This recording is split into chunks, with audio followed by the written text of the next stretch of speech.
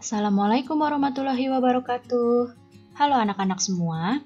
Hari ini kita akan belajar tema 7, subtema 1, pembelajaran ke-1 dengan muatan IPS dan IPA. Sebelum mulai belajar, kita berdoa terlebih dahulu ya. Berdoa dimulai.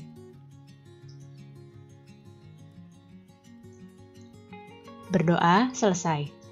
Baik anak-anak, sudah siap untuk belajar hari ini? Kalau sudah siap, mari kita mulai belajarnya. Pertama-tama, kita akan mempelajari muatan IPS. Perhatikan gambar yang ada di hadapan kalian. Tahukah kalian apa ini? Yang ada di hadapan kalian ini adalah rempah-rempah. Rempah-rempah begitu melimpah di Indonesia sejak dahulu kala, dan juga paling dicari oleh bangsa Barat.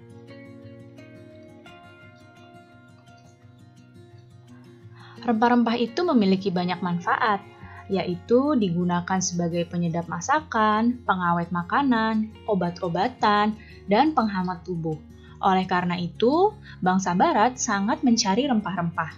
Akan tetapi, rempah-rempah tidak dapat tumbuh di Eropa karena perbedaan kondisi alam, dan rempah-rempah banyaknya tumbuh di Indonesia.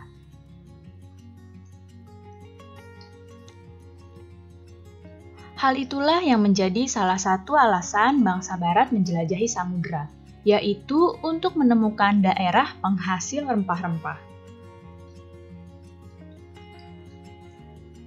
Nah, apa saja ya faktor-faktor pendorong penjelajahan samudera?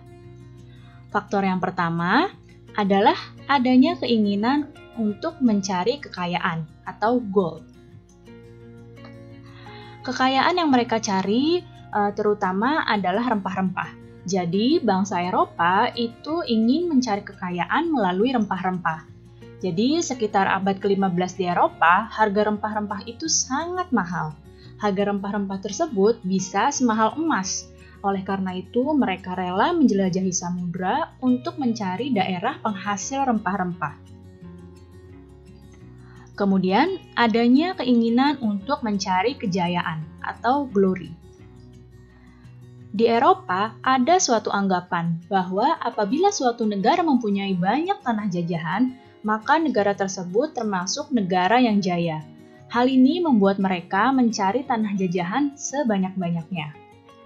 Dan faktor lain yang mendorong penjelajahan samudera adalah adanya keinginan untuk menyebarkan agama atau gospel. Bangsa Eropa juga membawa misi, yaitu menyebarkan agama kepada penduduk daerah yang dikuasainya.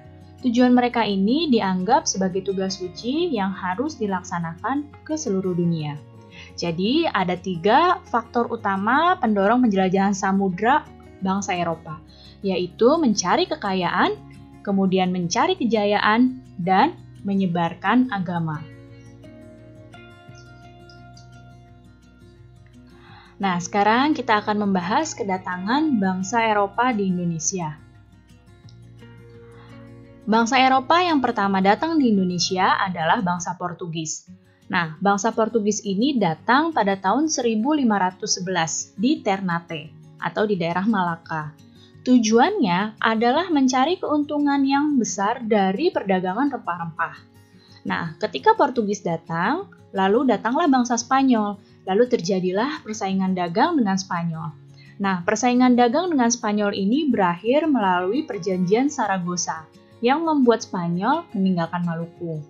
Awalnya, kedatangan bangsa Portugis disambut dengan baik, akan tetapi akhirnya terjadi perlawanan oleh rakyat. Setelah bangsa Portugis, baru datanglah bangsa Spanyol. Nah, bangsa Spanyol datang pada tahun 1521 di Maluku. Tujuan bangsa Spanyol datang yaitu mencari kekayaan dengan berdagang rempah-rempah. Hampir sama ya dengan bangsa Portugis. Nah, awalnya sama, bangsa Spanyol juga diterima dengan baik oleh masyarakat. Akan tetapi, lama-kelamaan terjadi perlawanan oleh rakyat. Dan akhirnya bangsa Spanyol terusir dari Maluku melalui perjanjian Saragossa. Selanjutnya, bangsa Eropa yang datang ke Indonesia adalah bangsa Belanda. Nah, Belanda pertama datang pada tahun 1596 di Banten. Tujuan Belanda datang sama adalah untuk berdagang rempah-rempah. Akan tetapi Belanda memiliki keinginan untuk menguasai perdagangan rempah-rempah tersebut. Dan Belanda pun membentuk VOC atau Perserikatan Dagang Belanda untuk memonopoli perdagangan rempah-rempah. Nah, awalnya kedatangan Belanda itu diterima dengan baik. Namun lama-kelamaan Belanda bersikap semena-mena dan timbullah perlawanan oleh rakyat. Nah, tahukah kalian apa ini? Ini adalah cengkeh. Cengkeh ini merupakan salah satu rempah-rempah yang dahulu sangat dicari oleh bangsa Eropa. Nah, coba kalian perhatikan. Berdasarkan wujudnya, benda itu kan dibagi menjadi benda padat, cair, dan gas. Kalian perhatikan gambar cengkeh ini. Tahukah kamu, cengkeh ini termasuk benda yang mana ya? Padat, cair, atau gas? Ya, cengkeh ini termasuk benda padat. Jadi, benda berdasarkan wujudnya itu terbagi menjadi benda padat, benda cair, dan benda gas. Sekarang kita akan belajar muatan IPA. Benda padat. Ciri-ciri dari benda padat yang pertama yaitu memiliki bentuk dan volume yang tetap dan tidak mengikuti bentuk wadahnya. Kemudian, ciri-ciri benda padat berikutnya itu dapat diraba dan dipegang. Nah, yang ketiga, bentuknya dapat diubah dengan beberapa perlakuan, seperti diberi panas, diberi tekanan tinggi, atau diberi perlakuan fisik seperti digunting, ditekan, dilipat, atau disobek. Sekarang coba lihat contoh benda padat berikut ini. Nah, di sini ada bermacam-macam benda padat. Ada meja, ada lemari penyimpan, kursi, ada pensil, sarung tangan, selimut, buku. Nah, di sini benda-benda padat ini jika ditaruh maka bentuknya tidak akan berubah dan tidak akan mengikuti pula wadahnya. Semua benda padat ini dapat diraba dan dapat dipegang. Dan benda-benda ini bisa berubah bentuknya kalau misalnya diberi panas, diberi tekanan tinggi. Kemudian tadi ya, digunting, ditekan, dilipat, disobek baru bisa berubah. Tapi kalau tidak diberi perlakuan tertentu, benda padat ini bentuknya akan tetap seperti ini. Kemudian benda cair. Ciri-ciri benda cair yang pertama, memiliki bentuk yang berubah-ubah sesuai dengan bentuk wadahnya. Kalau wadahnya berbentuk gelas, maka dalamnya cairan tersebut akan berbentuk gelas. Kalau bentuk ditaruh di dalam botol, maka cairan tersebut akan berbentuk seperti botol. Kalau ditaruh di dalam ember, maka cairan tersebut akan berbentuk seperti ember. Jadi, benda cair itu bentuknya berubah-ubah sesuai dengan bentuk tempatnya. Kemudian benda cair itu mengalir dari tempat tinggi ke tempat yang lebih rendah. Berikutnya, benda cair juga dapat meresap melalui celah-celah kecil. Dan benda cair itu tidak dapat digenggam ya, tidak dapat dipegang dalam bentuk digenggam seperti itu.